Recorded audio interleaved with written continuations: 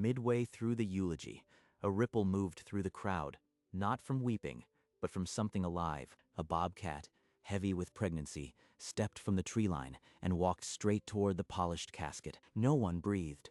At the coffin, she paused, lowered her head, and from her jaws dropped a worn leather collar. The collar landed soft as a whisper. Old, chewed, the buckle tarnished, a relic of a life no one knew. Patricia's daughter, Amanda, clutched her elbows, knuckles white. Her lips moved without sound. Behind her, gasps broke the silence. A few men stepped forward, but the bobcat was already turning. Without hurry, she retraced her steps, belly swaying, and dissolved into the golden woods. At the forest edge, one amber eye caught the light for a heartbeat, then vanished. The cemetery stood frozen. Only the collar remained, a silent accusation on the grass. Margaret. The name Amanda breathed was no ordinary name. It was the first chapter of a story she'd heard all her life, 4 decades earlier. Behind a shuttered diner, 16-year-old Patricia halted at a thin, desperate cry. She climbed onto a dumpster and peered into the reeking dark. A tabby kitten, one paw caught in wire, looked up. It's okay. I am here. She wrapped the trembling body in her cardigan and ran home, her heart drumming with purpose. That night, she fed it warm milk from a dropper. She named it Margaret. Weeks later, she crafted a leather collar, stamping the name carefully with a nail. Margaret wore it every day. When Margaret fell ill, the local vet saved her. Patricia decided then she would do the same. At the cemetery, Amanda lifted the collar. The same chewed edges, the same hand-stamped letters. This was always in her bedside drawer. How did a wild bobcat bring it here? As the minister stumbled through a closing prayer, the mourners drifted away in tight, whispering clusters. Amanda stayed, knelt in the damp grass, and picked up the collar as if it were glass. 30 minutes later, she pulled into the empty parking lot of Reeves Animal Care. Inside, the scent of antiseptic and fur wrapped around her like a familiar blanket. She stopped in front of the framed photo. Her mother, scrubs on, laughing with a tabby cat. You kept that collar all these years. Now a bobcat delivers it to your grave. Why? She pressed the collar against her palm, feeling each worn groove. In the back office, she sat at the old oak desk and stared at the locked file cabinet. There's something in here she never told me.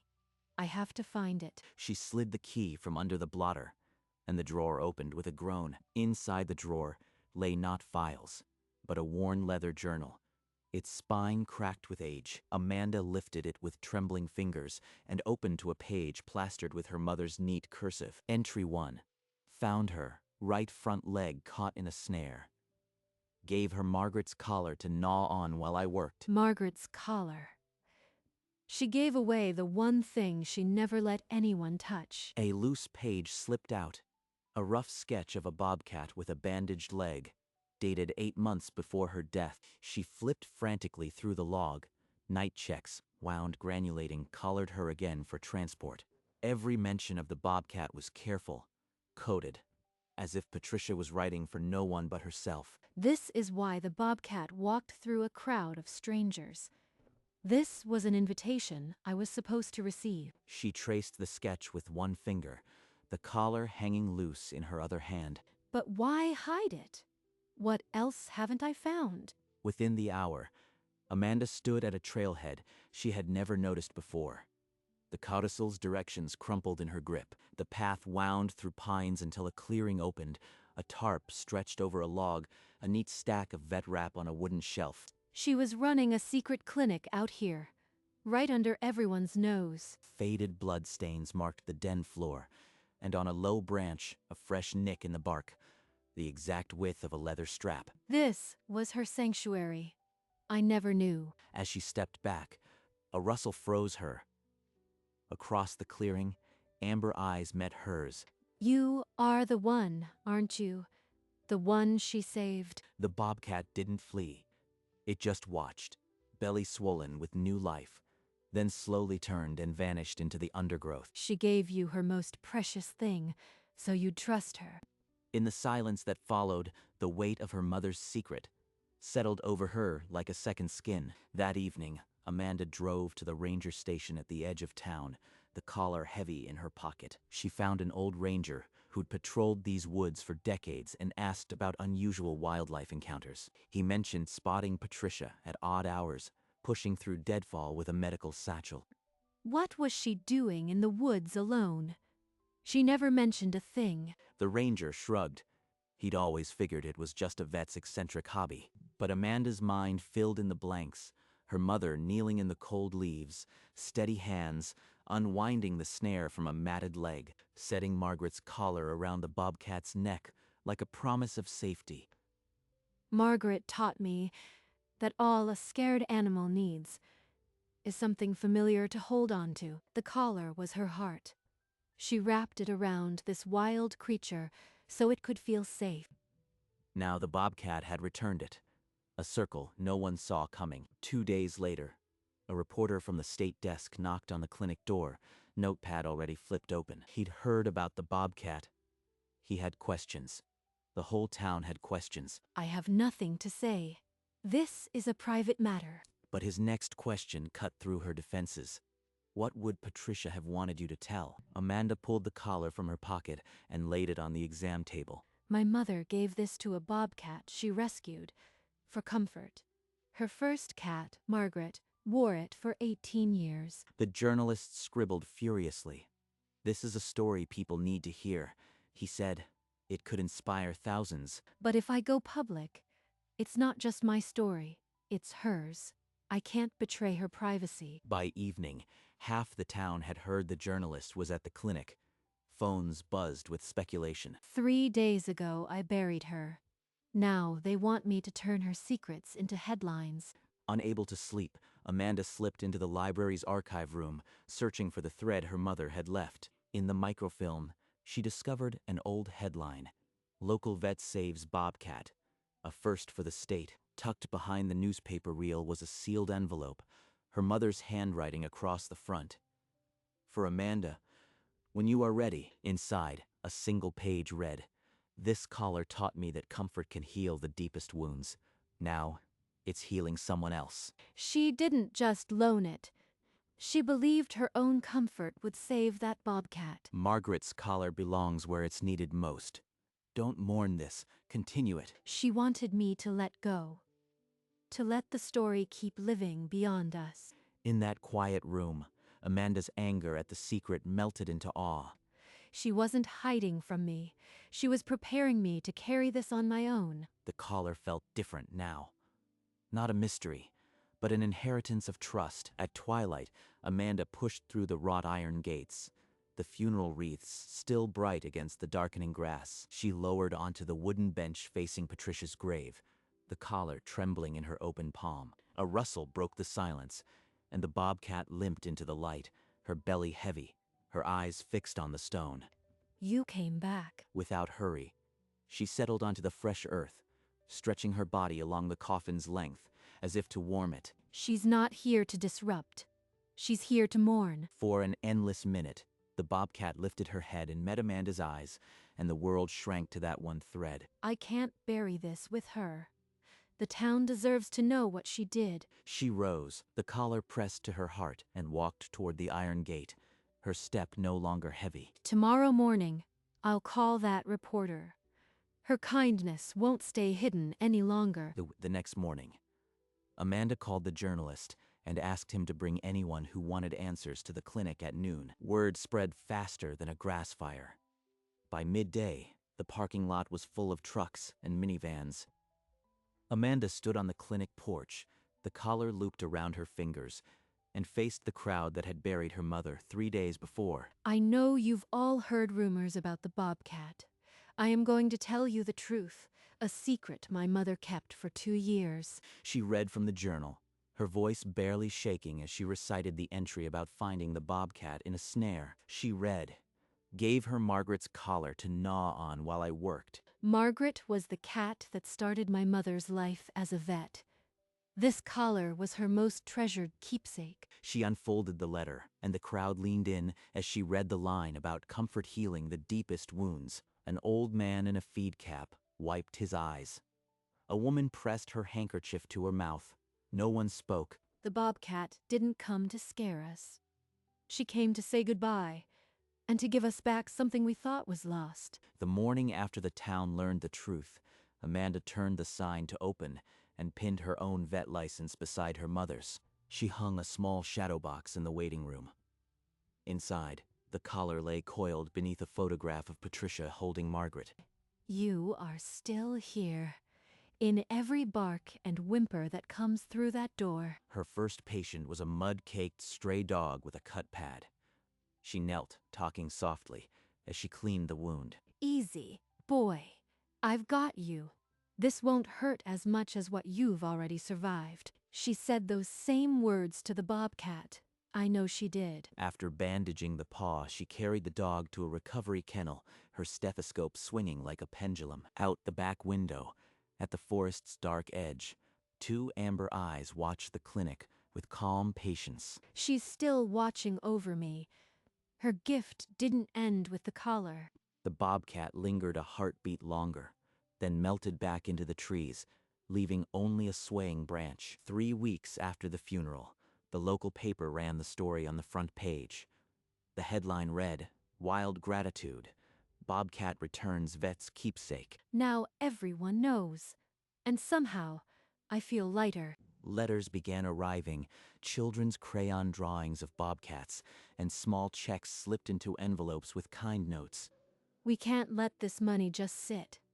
Mom would have used it for the ones nobody else would help. With the donations, Amanda established the Margaret Wildlife Fund, a small grant for emergency wildlife treatment. From a dumpster to a fund. Margaret's legacy is still growing. Then, on a misty November morning, a farmer called. "I saw the mama bobcat. She's got 2 little ones with her, up by the cemetery." Amanda rushed to the grave and found them, the bobcat nursing 2 spotted cubs, the old collar now framing her own neck like a badge. She's not just saying goodbye. She's bringing life back to this place. The bobcat's family became the town's quiet emblem, a secret no one needed to hide anymore. Weeks hardened into months, and the early flood of donations slowed to a trickle. Amanda sat late at the desk, staring at a stack of unpaid invoices. I am barely keeping the lights on. I can't save every creature that needs me. Defeated, she pulled a dusty veterinary textbook off the shelf, something her mother had used decades ago. A folded scrap of paper slipped from the pages, landing open on the desk. The note read, "Keep going. The smallest paw can leave the biggest print." She knew I'd hit a wall. She left me a breadcrumb all the way from the past.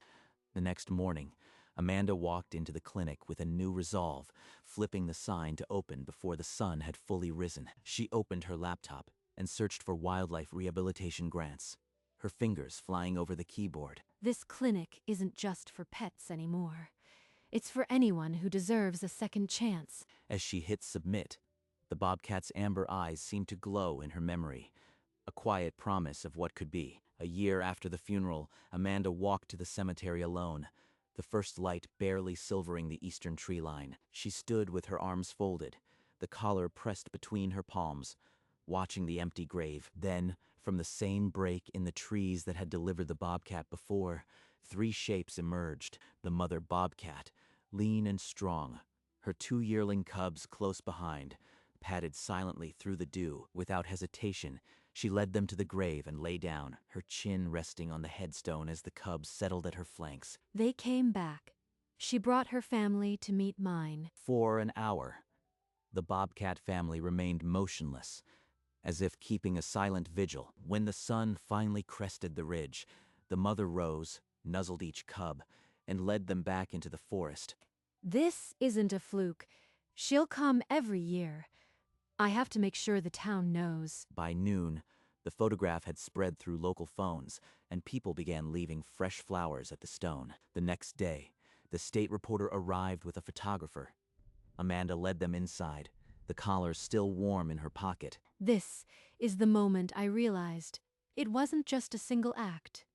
She brought her family back to say goodbye. The photographer captured the collar in its shadow box, and the journalist wrote down every word. 3 days later, the article ran, "A vet's last gift, The bobcat who mourned. Letters poured in.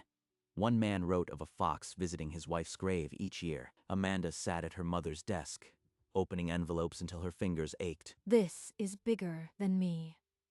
This is about protecting the wild places these animals live. The same week, a developer announced plans to log the forest behind the clinic.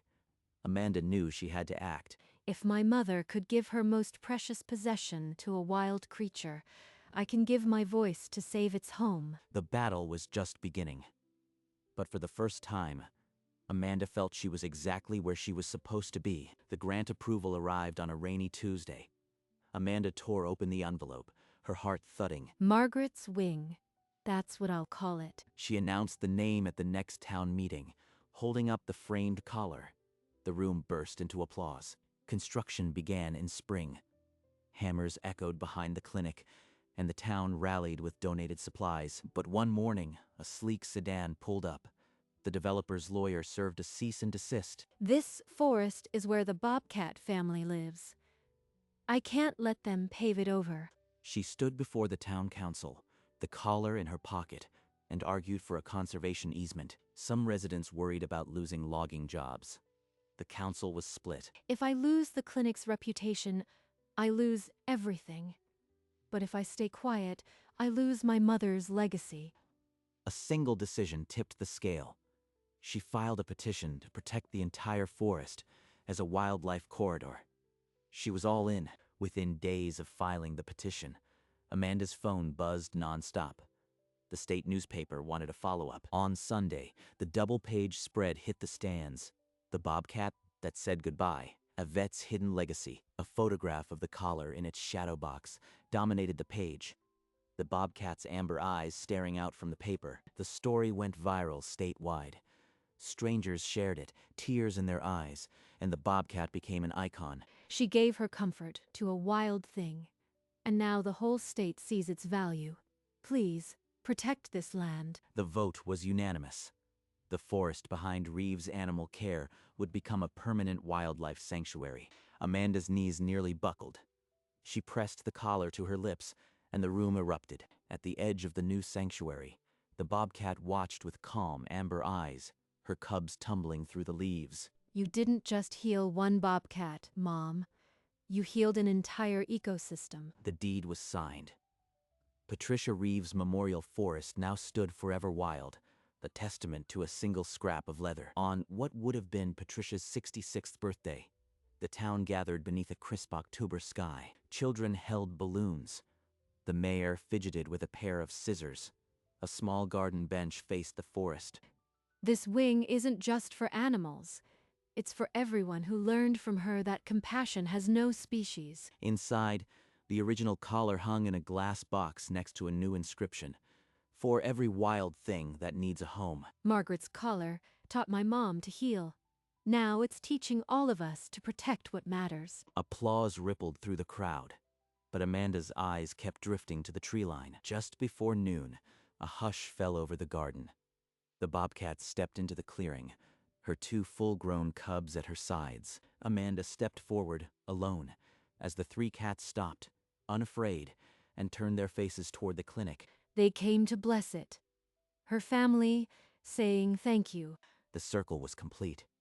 A stray cat's collar had become a wild family's benediction. 3 autumns later, Amanda stood on the clinic porch, silver threads in her hair, watching a new generation of vet techs unload a rescued fawn. You've got her. Keep her calm and warm until I am inside. Inside, the waiting room was a gallery of wild miracles, framed photos of healed bobcats, owls, and a bear cub her mother had once stitched. A national wildlife magazine lay on the coffee table. Amanda's face on the cover, the headline reading, "The Collar That Saved a Forest." That year, the bobcat returned with 3 cubs, the original collar long gone, but her throat marked by a pale band of fur where it once rested. You are still here. Every year, a new beginning. At a wildlife conference, Amanda took the stage, the old collar resting on the podium. The room fell silent. My mother once told me, comfort is a collar, a hand, a second chance. She proved it for 64 years. A single breath hung in the air, then the entire auditorium rose, clapping not for Amanda, but for a life that refused to end. The standing ovation lasted 3 minutes. In the back of the room, a single bobcat cub's photograph flickered on the screen, a symbol of what was possible on a crisp autumn afternoon. Amanda Reeves, the silver at her temples catching the light, rose from the clinic porch bench. She walked the familiar path to the cemetery, a small replica collar swaying in her hand. At Patricia's grave, she knelt and laid the collar on the headstone.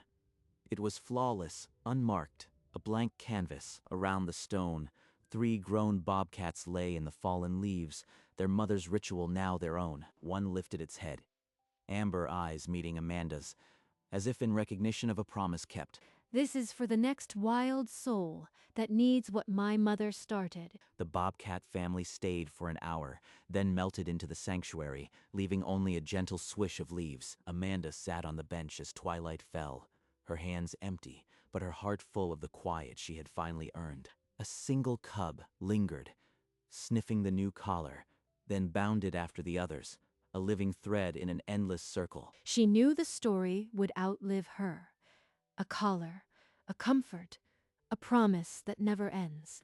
The next morning, a young girl with a fistful of wild asters stopped beside Amanda at the cemetery bench and pointed at the collar. Her small voice was barely a whisper as she asked why the bobcat returned every year. Because some love is so strong, it teaches even the wild to remember. The girl considered this, then stepped forward and laid a single purple flower on the headstone. It rested beside the fresh collar, 2 small tokens of a story that had no end. This is how it continues, one small question at a time. The girl skipped back toward the town, her question answered, her own heart now part of the legend. Amanda remained watching the wildflower nod in the breeze, a quiet echo of the first collar that had started it all. And from deep in the sanctuary, a bobcat's cry rose once as if to affirm the truth she had just spoken.